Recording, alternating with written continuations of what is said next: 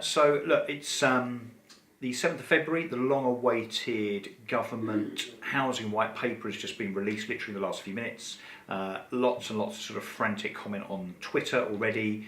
Some of it was leaked actually. I know Gavin Barwell and Sajid Javid have been on the news shows this morning already. So I'm on the DCLG, the Department of Communities and Local Government site right now, just going through the synopsis from the government insofar as them setting out this white paper. So a white paper being what they believe, or what they hope, what they want to be, housing policy over the next few years. I've got to say, reading it now, and reading the document rather than just being influenced by journalists and commentators, I'm a bit underwhelmed, it has to be said. I think what we expected from the white paper was something really quite compelling in terms of policies that would really grab the housing crisis as it is by the scruff of its neck, and actually come up with not just words and rhetoric, but ways and means to actually solve the fact that there are something like 100,000 homes not built that should be built every year. So the deficit, if you want to call it that, is the difference between the 250,000 homes that the UK needs and the 150,000 or so that historically are actually built. And before people get on their high horse as to why that is, particularly you UKIPers out there, it's got nothing really to do with immigration. It's simply the fact that the UK population is living longer, and about 20% of UK households now are occupied by single occupiers. So simply more people and more strain on housing, particularly in London and the South East. So look, just to run through what the government have said today in terms of what they've announced. So first headline is getting the right homes built in the right places. Government being very, very critical of local planning authorities and the fact that 40% of them have not yet confirmed their local plan. And that's true, and just about every local authority around the M25 has not formulated and concluded its local plan, which is effectively its strategy document as to how it's going to provide housing in each local authority. So the government's saying that that needs to be fixed. Yes, obviously, and some would argue it's actually the government's fault that for many, many years most local authorities, or many local authorities, shall we say, have failed to complete their local plan. So a bit of bluff and bluster there, I think, from the government saying that, hey, yeah, put your plans in place and all will be well. It's going to take an awful lot of that, a lot more than that rather. The next headline in the white paper synopsis is that the government wants to speed up house building. So again, a nice headline, but not much substance as to how they're actually going to do it. What they say here is that they're going to give local authorities the tools to speed up house building as well as powers to make sure developers build homes on time.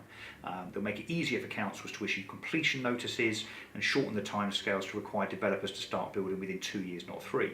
Now that's really lacklustre. Basically what they're saying is that planning permissions are going to last for 3 years until you need to reapply. Were 3 years rather, they're now going to be 2 years. Again, that's not exactly grabbing the crisis by the scruff of the neck.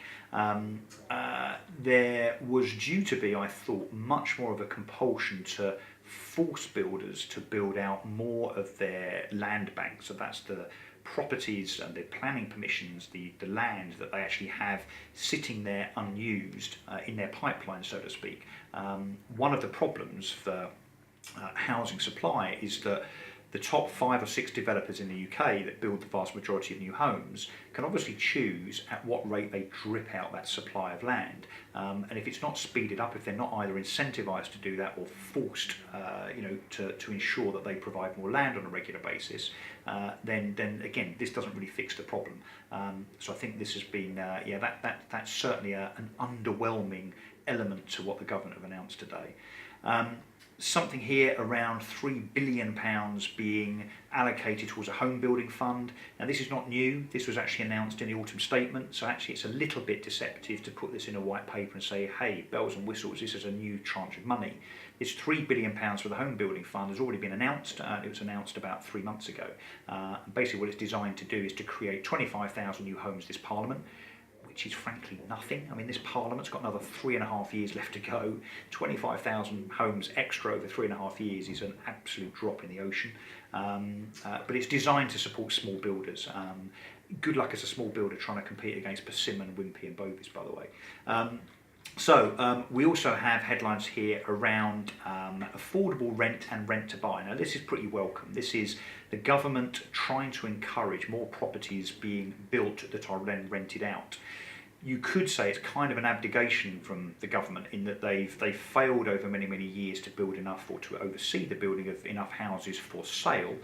So now they're pivoting and trying to encourage people to rent. So kind of turning us away from a every Englishman's home is his castle aspirational home-owning nation into a Germany effectively where 90% of people rent. So I think there has to be room for more rental, but actually what we need to see, and again I don't see it in the synopsis here, is although I did see it in a leak that it was going to be announced, is the ability for tenants to secure longer tenancies on a short hold tenancy arrangement. So instead of what effectively is a holiday let, whereby they'd only had security of 10-year, year to year, in other words the landlord could change his mind after a year and kick the family out, it absolutely needs 3-year, 5-year, maybe even longer, 10 years on rented property so that people can rent and actually call their house a home. So anyway, we'll see if that actually is in the detail.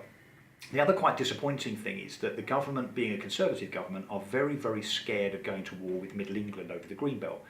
So what we've got here actually in the housing paper, where actually in my view there's an opportunity here to be brave and to look at the Greenbelt with perhaps fresh eyes and to understand that perhaps the Greenbelt is different now to when it was first designated in the 1950s, and actually to take the bad bits, the poor bits, the bits that are not sort of undulating, sweeping meadows and recreation areas and national parks. I'm certainly not suggesting that we build on those, but take the bad bits, so the bits particularly that are scrapyards, old industrial estates and so on, and actually have the guts to take those out of the green belt, reclassify them as, if you like, grey belt, and then allow local authorities to build on them rather than planning officers saying no against the flow of common sense often. And I say that as a former planning chairman that saw that happen all the time. So again, the government have decided not to go to war with Middle England, purely, I have to say, for political reasons, so that's a bit of a shame.